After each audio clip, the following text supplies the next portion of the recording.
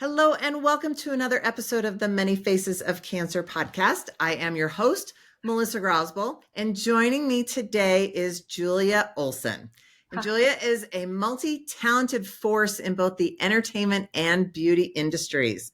A proud mom and SAG-AFTRA member, Julia brings her passion for storytelling to life as a singer, songwriter, and performer under the name Julia Albert, blending heartfelt lyrics and melodies that resonate deeply with her audience. And we are going to talk about that.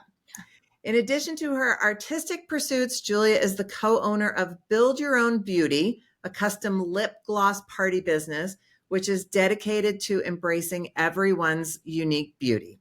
As a licensed esthetician, she also specializes in sensitive skincare and custom blend color cosmetics, offering tailored solutions that celebrate diversity and self-expression.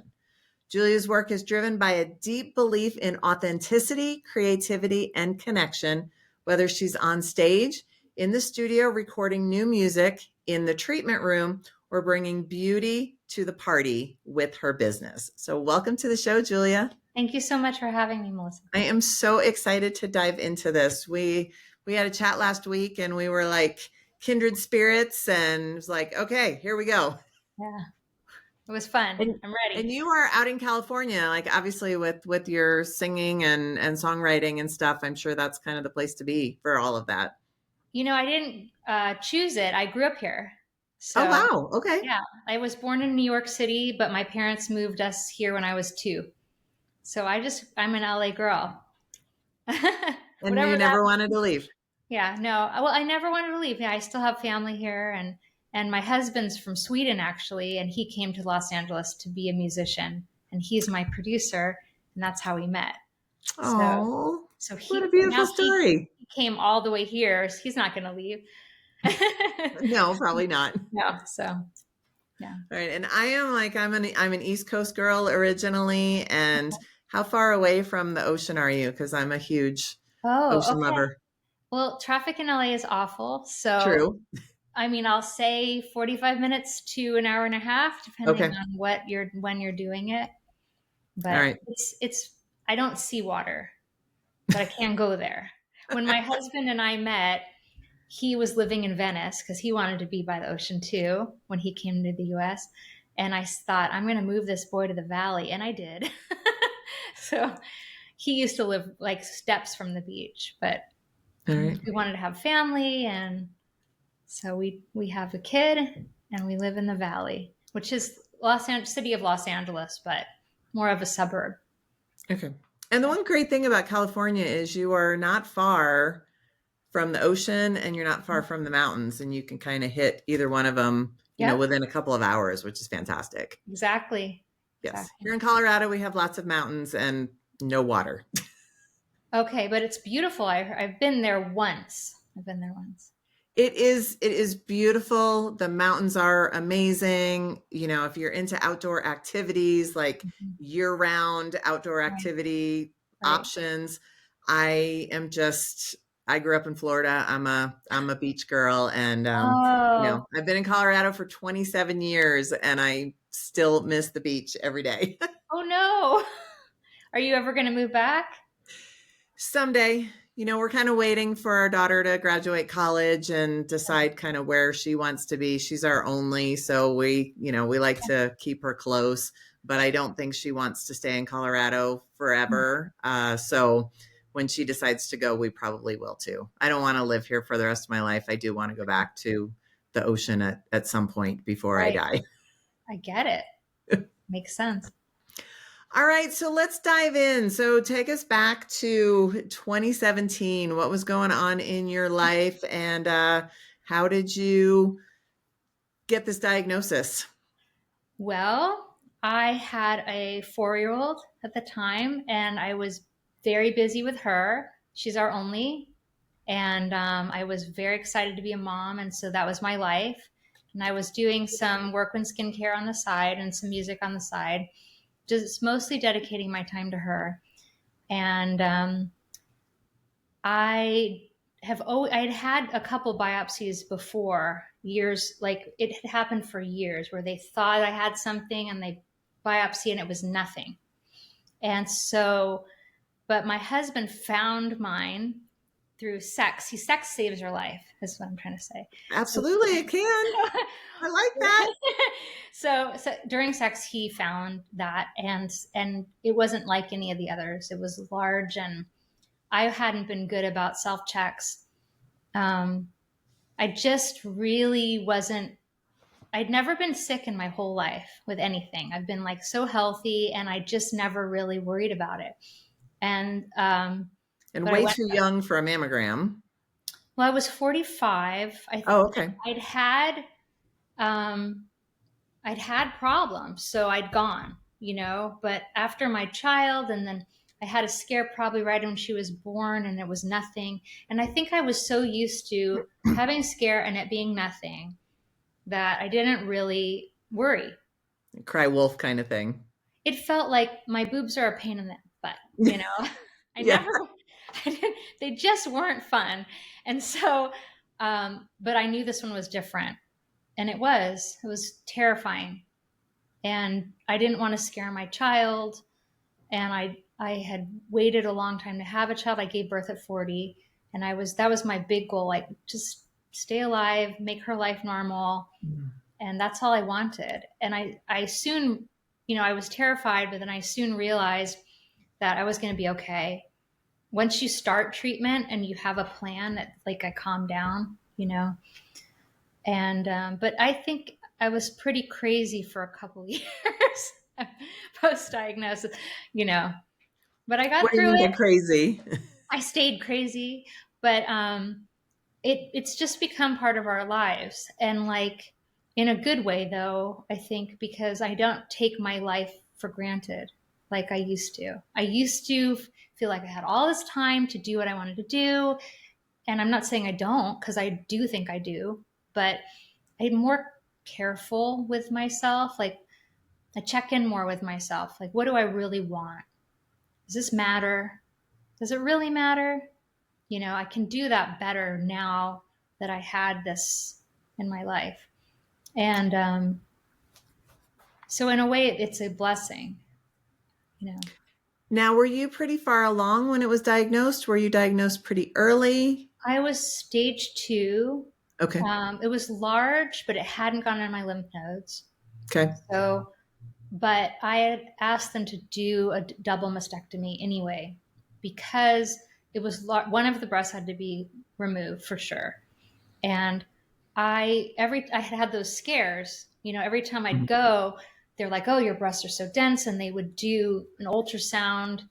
And I just said, I asked my doctor, like, what in my case would you do? And he said, just get rid of it. So I got rid of both of them. And then when they tested the other breast, they found precancer. So I'm so glad I did that. Wow. Yeah, absolutely. I just got saline, and I call my water balloons, and I'm there, it's fine. We all have fun names, just pet names. They are literal water balloons. So when I've gone to my checks, like years later, I had a couple scares, and they checked again in the area with ultrasound. This was a scare. I didn't tell you this story, but this was a frightening thing. Is I went to a breast center that I guess I had gone to before. And when I went to talk to the doctor after my scan, she pulled up my old scan, meaning when I had breasts. So she put the films up and said, well, here's your breasts. And I said, well, that can't be, because I have No water breasts.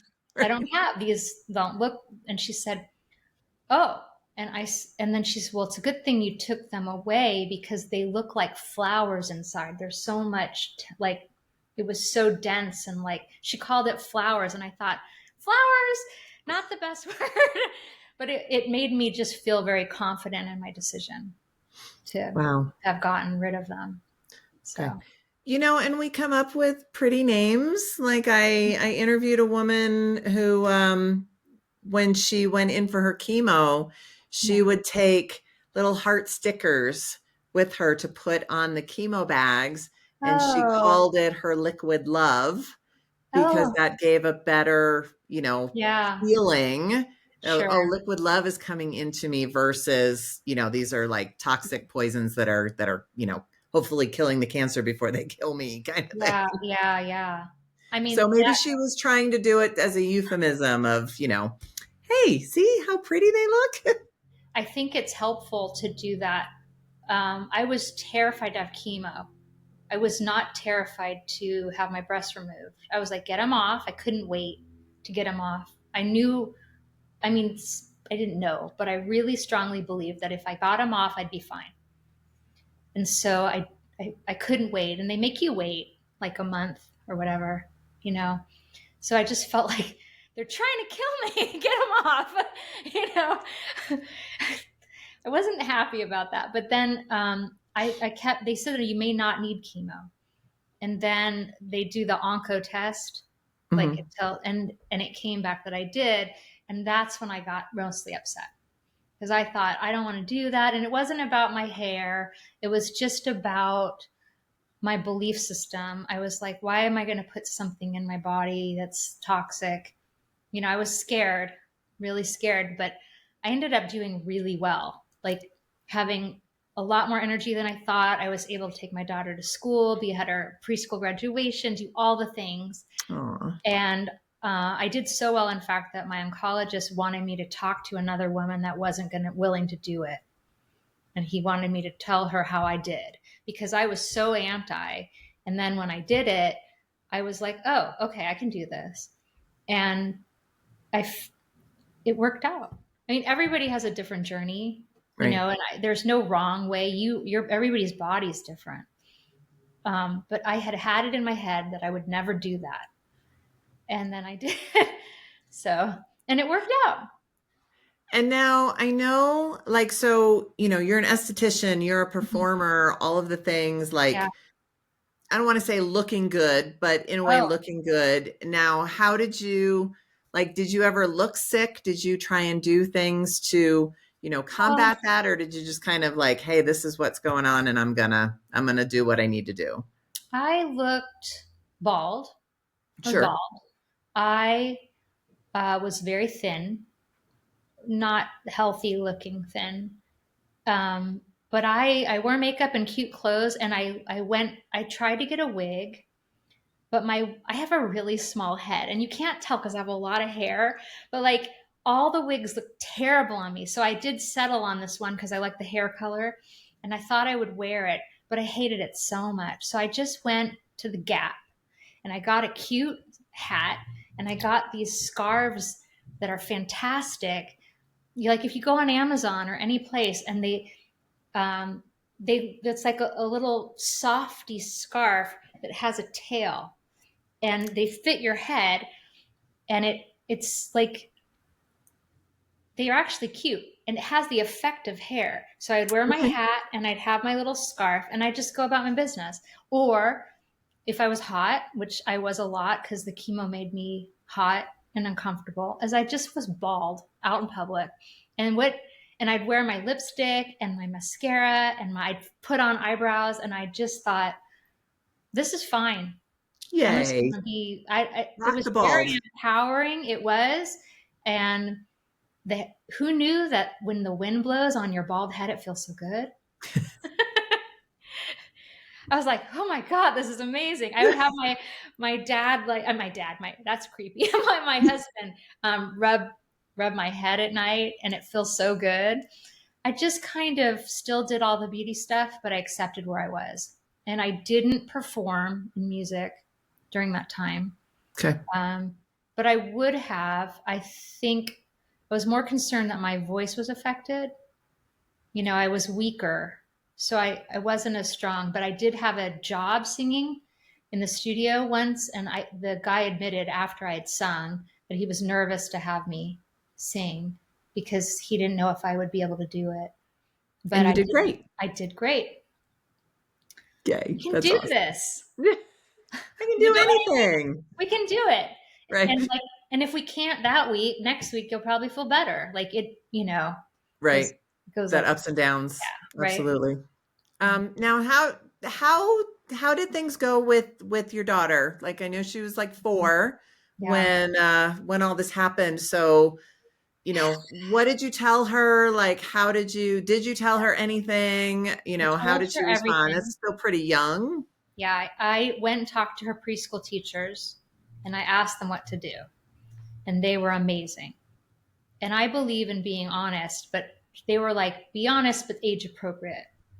So I didn't say I had mastectomies because that's terrifying. Right. They told me to say, I have some bad cells in my body, in my chest, and the doctors are going to take them away.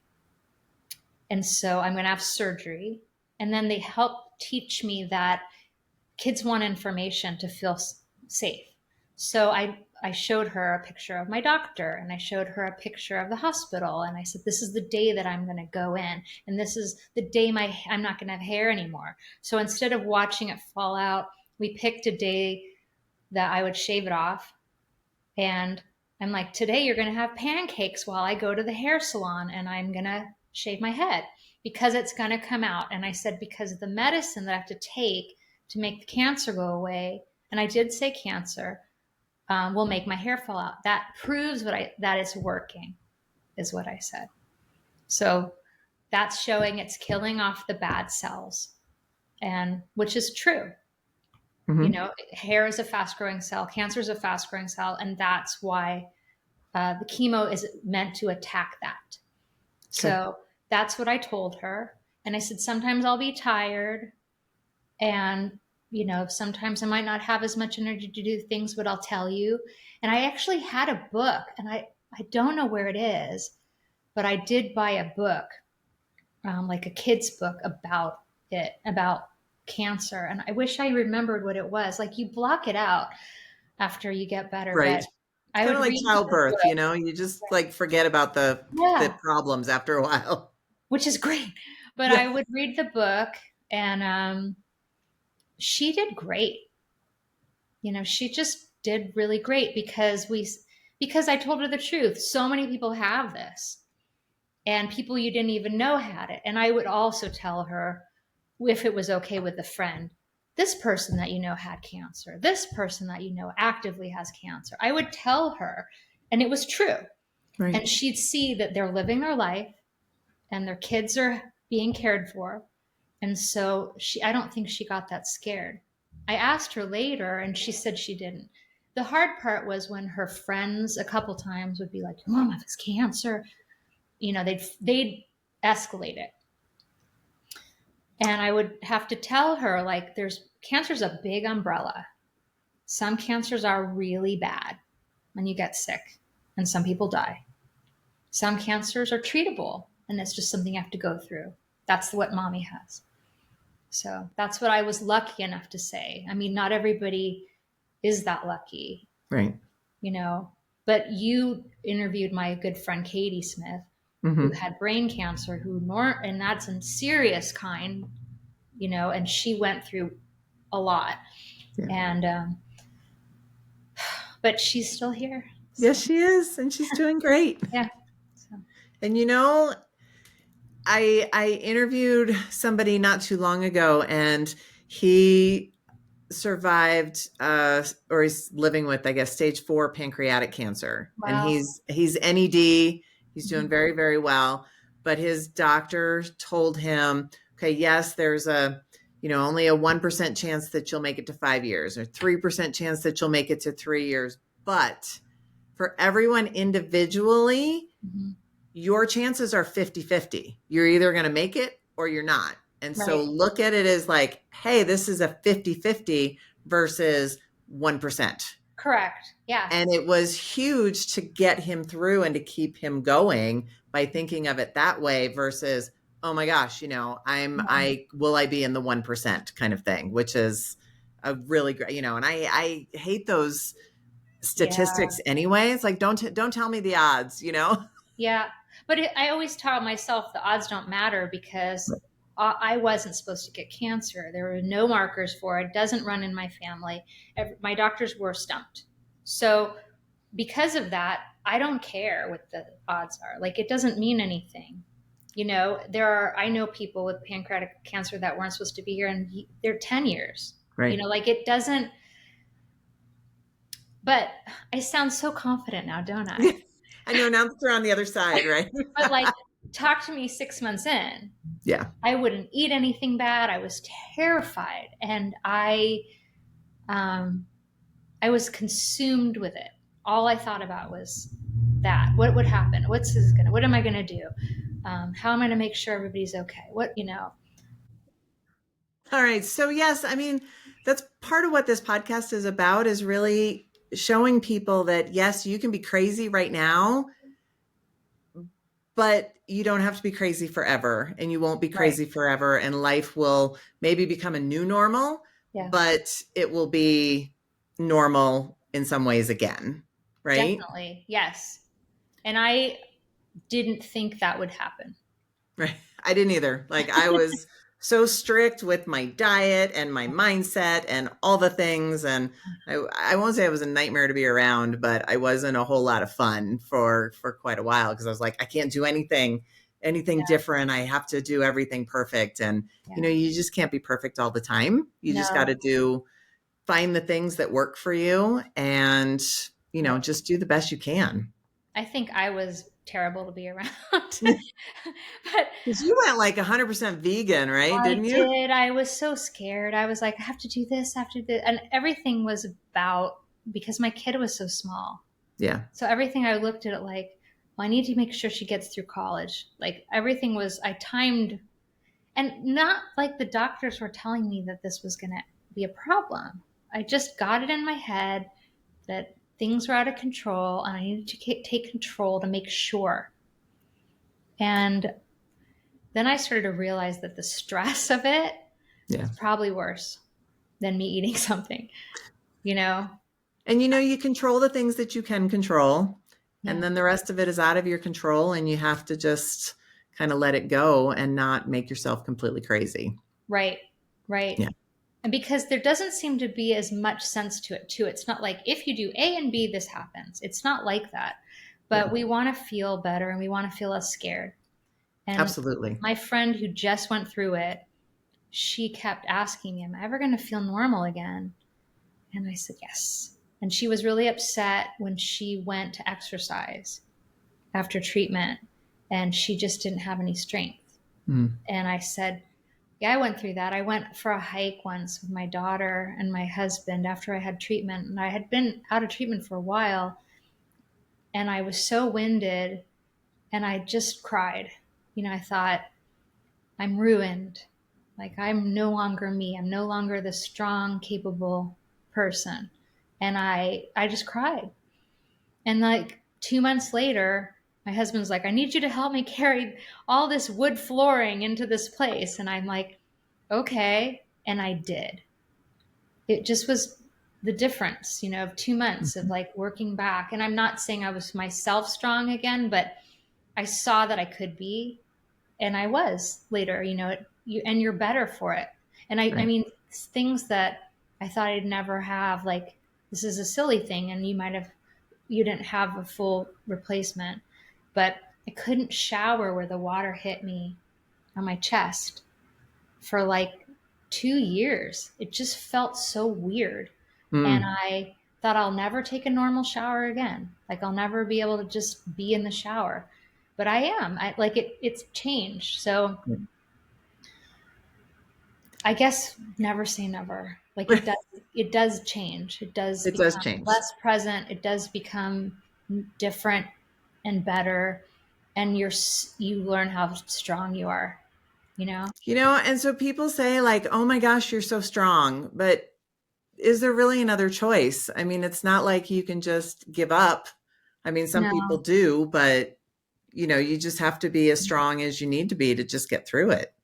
Yeah. And I think that it's also good to admit that you can't always be strong during it. Some people, like my friend that just was ill, I think she felt bad about feeling bad at the Mm. beginning, and you're on adrenaline right at the beginning. You're just like going. Get it out of me. And then you feel like, well, how do I transition to this? But I felt the most strong at the beginning, terrified, and you're like so strong because you're just like business, get it done. and then you're done with treatment. And it's almost like a depression can hit then too. Did you ever feel that? Because having a plan made everything make sense, right? Right. Yeah. I actually did a solo episode on this, and it's really kind of going into survivorship. And I've talked to several people, and mine, because my treatment was not a big deal. Like I had 5 radiation treatments and that was it. I didn't really experiencing as much, but I talked to several people who just experienced this. Like you get to the end of active treatment and it's like, okay, you're good. Well, what does that mean? Like, what do I do now? And, all of your, not all of your, but a lot of your people who were kind of helping and checking in on you all the time and making sure you're okay and bringing you food or whatever, they also are like, okay, you're good now. And then they go off and back to their own lives, and you're stuck in this. I don't know what to do. I've spent all this time in treatment and everything is planned out for me. And now what? And a lot of people go into a depression at that point. Yeah. It was kind of like that. I mean, I didn't had a depression, but I didn't know where to start. Yeah. It's like I felt stronger than ever about that I was capable, but I also felt more insecure, restarting my life. Like how do yeah. I mean, I still think I'm different in that way. I'm a little bit more cautious. Um, I don't know. You're different, but Well, I mean, cancer changes you. It can change you for the better. It can change you for not the better. You can have a little bit of both, but I mean, you're never going to go back to the person that you were before, because this is an experience that changes us all, and that's not a bad thing. It's just a thing. And we all go through our own individual process, and every emotion is valid, and how you deal with the situation is right for you. And, a lot of people will feel bad about certain, how I'm behaving or how I'm doing or whatever. And it's all okay. Everybody's got to go through their own journey. Right. I mean, it does give you permission to take care of yourself, though. More. Yes. And put yourself first. As women, we don't do that. We rarely do that. Mm-hmm. We take care of others mostly, especially parents, or you're just being women we don't tend to do right. that. And so it gives you it reminds you to take care of yourself, which can feel uncomfortable. Very. And it can feel good too. Yeah. Because like I said no better since I got sick. I think I forgot how to do that. I haven't done it as well as I did then. If somebody was giving me a hard time, I wouldn't put up with it as easily during that time. Probably because I just didn't have the space to take it in. Right. But I kind of was a badass about it. Like somebody would talk to me in a way and I'd be like, nope, we're not doing this. And I've never been that person. I would always just take on whatever anybody wants to dish out. I just would take it on. And I do that less. Well, we talked before we started recording about boundaries. Yeah, boundary making is hard for me. So having cancer makes me a little tougher with that. And it's funny because when I shaved my hair off before it fell out, I looked like very G.I. Jane. Like I was military because it was like this long. Mm-hmm. I didn't have them shave it where it was gone. I just had her take it to that like stubble. Yep. And I sent a picture to my friend and he's like, you look like you could kick some ass. Because I did. I looked like mean, because I'm all flouncy. But something about the short, I look tough. The bald, I looked like me, like again, but the little, and I remember thinking, I'm tough. Oh, I'm sure that really helped you get through your treatments too. It's like, this is me. Yeah. I'm G.I. Jane. I can get through anything. Yeah, you do feel strong. Yeah. Absolutely. Even when you're weak, you can still feel strong, and I can handle whatever gets thrown at me. But I think that we have to remember that it's okay to be weak too. Because I remember when I had I had everything planned because I was so obsessed and everything has to be perfect for my daughter. So the day I had my mastectomies or the day I came home from it, I had planned for my husband to pick me up from the hospital, drop me at home, and take my daughter to Disneyland. And I wanted her to go to Disneyland, not because I didn't want her to know, but because I just wanted to rest all day. I knew I would be tired. I didn't want her to wonder. I wanted them to have a fun day. So that was great, making boundaries, right? That was taking care of myself and caring for my family. I'm proud of that. But like 3 days later, I decided to change her bedding. Like they said, don't do heavy anything, for a while.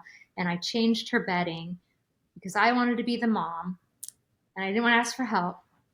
And it's just sheets. What's the big deal? And I got a hematoma because of it. The moving. And then I had to deal with this painful thing that was my reminder that I can't do everything. And it was upsetting, but it did put me back in my place. Like, it's okay to take a break. Right. Like, just because you can walk around and doesn't mean I have to do the bedding. Like, Yeah. I didn't have to do that. Like, what's the worst thing that'll happen too? She has dirty sheets. Like, I have perspective, Just because Yeah. you can doesn't mean you should. Right. Right. Right. All right. And so, you had said you started before you got cancer, but you promote this line of like sensitive skin Yeah. Tail and products. head. Uh-huh. And they're very good for people going through cancer. Can you share a little bit Correct. about that?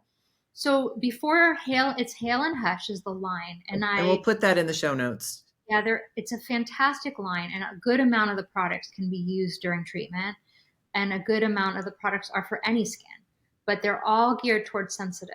Okay. So the line started under the name Techniche, and that was for specifically health challenge skin, and it was designed for oncology. So it started there. Morag Curran is she's a writer. She developed a whole way of doing facials for cancer patients. She's incredible. She was working with that line, and that's how it started. And I learned about treating cancer patients with her. I didn't go into that. I didn't feel like it was for me, but I did learn about it because I was working with a line of products. And then they became Hail and Hush, and things changed. And it is my favorite skincare line because I use it. My child uses it. I still use it. I love their products, and they don't have scent because during treatment, if you like perfumes and all that, and also they're just clean because it's healthcare, it's skincare, skin health. And right? Perfumes are, even if you're not going through treatment, they're not good for you. They're not good. And it's also so this is a very clean but effective line. There's so many lines that are out there that are not going to hurt you. Maybe they're clean, but this is actually, it has amazing ingredients. So I do have a store, juliaelizabetholson.com, where I sell skincare, and it's probably the most of it is Hail and Hush on there because I just love their stuff, and they keep adding stuff. It's just fantastic. So you can buy from me, but you can buy from lots of people all over the country. It's really a nice line. So right. Well, it's good to know because it's hard to find skincare that's effective, that's going to be safe. Well, during treatment, your skin will get extra dry, or during radiation, you can have radiation burn. And or if you live in Colorado. Right. So like a lot of your skin has different needs during treatment, or any health challenges. Your skin may have different needs. And so I love this line for that. They treat rosacea, anything where you're severely dry, your barrier function of the skin has been compromised.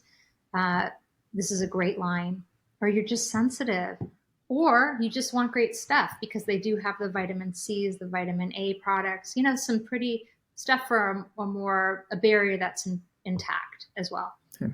So I do that, and I was giving facials, and I did that even during my treatment, and it was fun. And then I started getting into custom blend cosmetics. So I do color analysis, and then I make lipsticks and glosses, and I mix foundation for people. So I mix mineral foundation. I use Mineralogy brand, and I make their custom color with that brand. Okay. So I'd already been doing all this. I started doing it before treatment and just kept going with it. And now can you do that like virtually, Color matching? analysis, it's hard Okay. virtually.